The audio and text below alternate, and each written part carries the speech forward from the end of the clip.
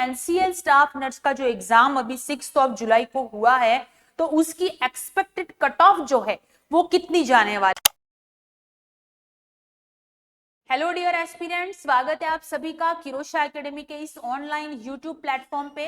तो आज हम लोग बात करने वाले हैं कि आपके एनसीएल स्टाफ नर्स का जो एग्जाम अभी 6 जुलाई को हुआ है, तो उसकी एक्सपेक्टेड कट ऑफ जो है वो कितनी जाने वाली है, जिसके बारे में आप बार बार हमसे पूछ रहे हैं कि मैम कट ऑफ कितनी जाएगी, कट ऑफ कितनी जाएगी। तो सबसे पहली बात मैं आपको बता दूं कि इसकी जो कट ऑफ रहेगी वो पहले तो कैटेगरी वाइज जाने वाली है।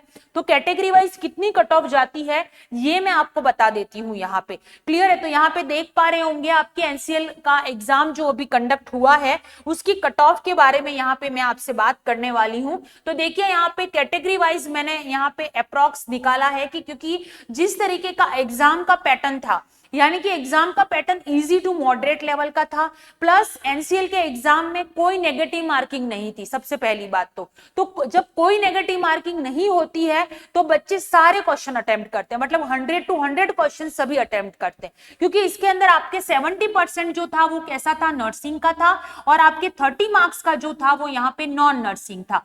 क्लियर है? अब नर्सिंग का जो 70% पोर्शन था उसके अंदर तो बच्चों ने बहुत अच्छा परफॉर्म किया होगा, यानी कि मान लीजिए आप 55 से लगा कि 65% उन्होंने अच्छा ही किया होगा, क्योंकि पेपर बहुत अच्छा था, इजी टू मॉडरेट लेवल का पेपर था। क्लियर है? प्लस जिन्होंने नॉन नर्सिंग अच्छा किया है उनका भी जो कट ऑफ है वो मतलब कि जिनके स्कोर जो है वो बढ़ जाएंगे।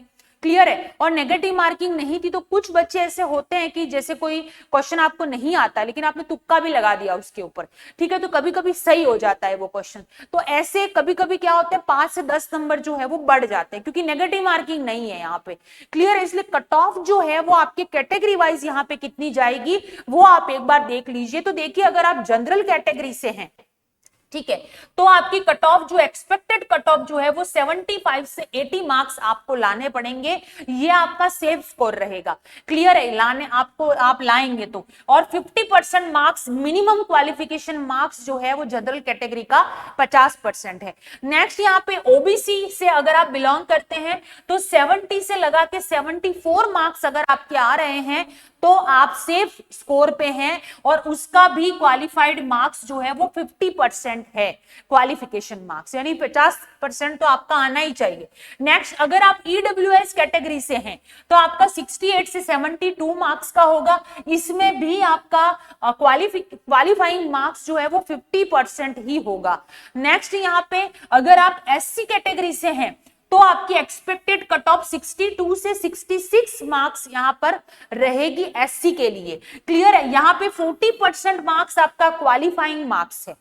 प्लस एसटी कैटेगरी से है तो आपके 58 से 62 मार्क्स रहेंगे एक्सपेक्टेड कट ऑफ, और आपका क्वालिफाइंग मार्क्स जो है वो 40% यहां पर रहेगा।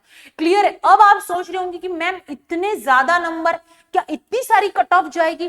बिल्कुल जा सकती है। क्यों? क्योंकि यहाँ पे नेगेटिव मार्किंग नहीं थी, तो बच्चों ने सारे क्वेश्चन अटेम्प्ट किए हैं, कभी कभी तुक्के से भी 5-10 नंबर बढ़ जाते हैं, इस वजह से यहाँ पे कट ऑफ जो है वो आपके इतनी ही जाएगी।